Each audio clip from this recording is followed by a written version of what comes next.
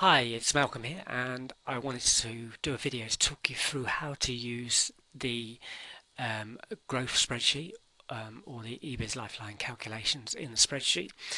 I've tried to make it as easy as possible for you to follow, but some explanation of how it actually works will probably be quite helpful.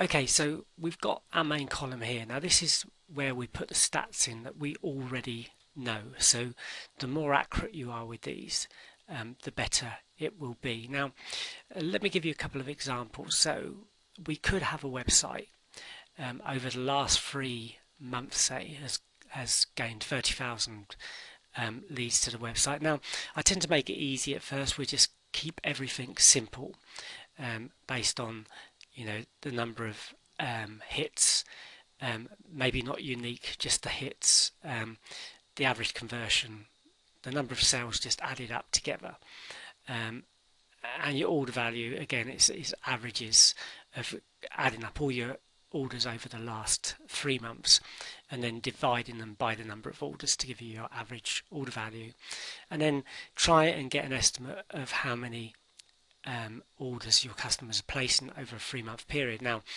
generally, you'll probably find it's around the number three. If you're doing really well, it would be four or higher. If you're not doing so well, it would be down to two or one.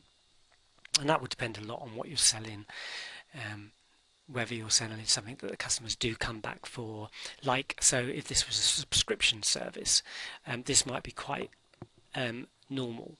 So it could be that it's £47 a month to be a member, and most members on average stick 3 months for 3 months before they leave. Okay, so basically you just try and get together as many stats as you can to create the actual this column here. So once you know roughly how many people you get, you put it in here. So it could be 40,000. It could be 5,000, who knows? Sorry, you might have to expand those columns a little bit because if those numbers get bigger. Then you put your conversion. So basically, you can do it the other way, of course. You can divide that number by that number and then times it by 100 to get your average. Or if you're any good at spreadsheets, you could do it in a spreadsheet. It's quite a simple calculation. Let me show you just in case. You just need I'll show you. You just need that button there, which puts that in there, and then all you do is take that number, click in it, and then divide by that number. Okay. And as you can see, that gives you 2. And if you format the cell and make it a percentage, it'll show you the exact. So as you can see, that's 2%. So you can do it that way if you want to make that automatic based on those two. Again, your average order value, as I said, is all your orders added together and then divided by that number of orders that you've added together. And then the average number. Okay, so you'll get that column then, which will be your current column. Now you have to decide about your growth goal. Now, this will depend a lot on how you feel about your business, how excited you are going forward, what you think you can do. I sort of say that really you should be probably looking for somewhere between a 10 and 20% growth over a 3 month period. But of course, that's not easy. And the bigger your company is, that could become harder and harder. But at the same time, smaller companies can sometimes find it hard to grow quickly.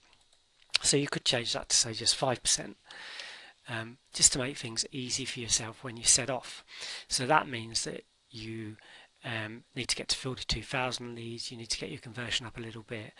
That will give you some more orders. Now you notice this changes to yellow here because these are the only ones that you can actually work on, as we know, as well as costs. Now this column automatically increases by that 5%. Whether that's actually accurate or not will depend on you, of course, and what expenses you use to increase those numbers. I mean, if you've done no advertising up to now and then you suddenly start advertising to get those extra numbers, then that figure could be higher because of the extra advertising costs that you don't normally have. And if you need to take on more staff to actually achieve these numbers, again, that number is going to be higher, so keep that in mind. So anyway, that will automatically update now. Again, I always like to think of this over a 3-month period, so at the end of 3 months you're looking to be able to get 42,000 hits at least from then on. A conversion of 2.1, which would just be about split testing, increasing your average order value by either testing your prices or putting in some upsell, downsell strategies, and then doing things to get your customers to reorder with you more often. So if you're running a subscription-based service and you find that your average is at 3, do something to keep them longer. Maybe offer them an extra bonus if they stay an extra month or something like that. There's lots of strategies you can put into place to keep people in your funnel longer. And then finally, the gap. This is what you need to work on. So you need to get another 2,000 leads over that 3-month period or whatever you're going to choose. And you need to increase, I don't know why that's showing 10 actually, 50%. Sorry, just had to do a quick fix of that to make sure it worked all right. Okay, so that's extra, obviously 0.10 extra. Another 82 sales, which you can't really do anything about. You need to work on these two. Putting your average order value up by 2.35 or £2.35 in our case, it's in UK pounds, and putting your average number of orders up by 0.15. So they're the figures that you're looking to increase by, and that's your actual goals. So that's how simple it is to use the sheet. I hope increasing your business turns out to be as simple, but I know there will be challenges ahead, but then just contact me if you need any help. Be more than happy to. So that's exactly how you use a spreadsheet. Thank you for watching, and I will speak to you soon. Bye bye.